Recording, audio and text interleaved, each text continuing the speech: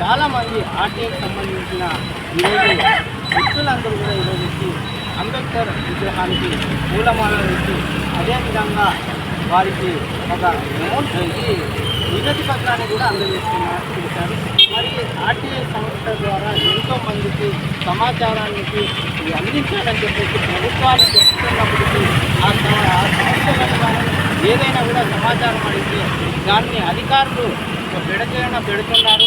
దానిపైన ఈరోజు అందరూ కూడా ఐక్య వేదిక ద్వారా అదేవిధంగా ఫైట్ ఫర్ రైట్స్ మరిన్ని వివిధ సంస్థలు కూడా కలిసి ఈరోజు మీడియా ద్వారా ఈరోజు అధికారులకు ఒక వినతి పత్రాన్ని అందజేస్తున్నట్టు తెలుస్తుంది.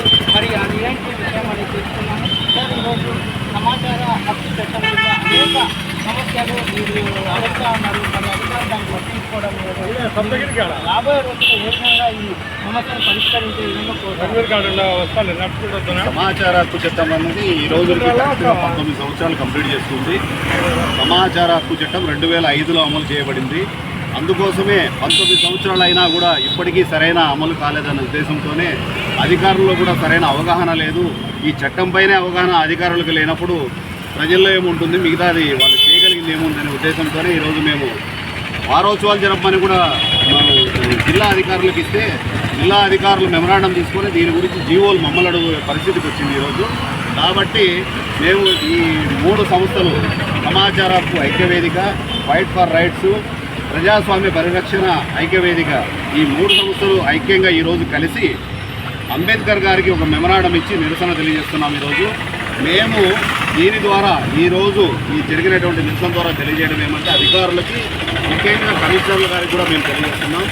ఇందాకనే మా సోదరుడు మాట్లాడినట్లు లక్షల్లో జీతం తీసుకున్నటువంటి సమాచార హక్కు కమిషనర్లు ఒక్కొక్క సమస్యను కూడా పరిష్కరించలేని పరిస్థితిలో ఈరోజు ఉంటే ఇక జిల్లా అధికారులు సామాన్య అధికారులు ఏ విధంగా దాన్ని పరిష్కరించగలరు అనేది ఉద్దేశంతో మేము ఈరోజు అధికారులకి ఈ 3 సంయుక్తంగా 3 సంస్థలు మేము వాళ్ళకి ఒక విధమైన హెచ్చరిక ద్వారానే మేము తెలియజేస్తున్నాం.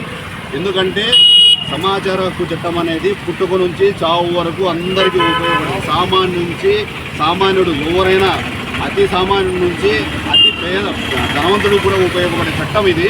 కాబట్టి పుట్టుక నుంచి చావు వరకు ఉపయోగపడే చట్టాన్ని నిర్వీర్యం చేసి ఈరోజు కనీసం 401 అడిగితే కూడా దాంట్లో 17 అంశాలు ఉన్నాయనేది కూడా వాళ్ళకి తెలియని పరిస్థితి ఈరోజు ఏర్పడింది. కాబట్టి మేము ఈరోజు అధికారులకు తెలియజేస్తున్నాం, ఈ చట్టాన్ని సరైన అవగాహన కల్పించుకోండి. మీకు సరైన అవగాహన లేకపోతే మాలాంటి సంస్థల్ని మీరు సంప్రదిస్తే మేము మీకు ట్రైనింగ్ ఇవ్వడానికి కూడా రెడీగా ఉన్నాం.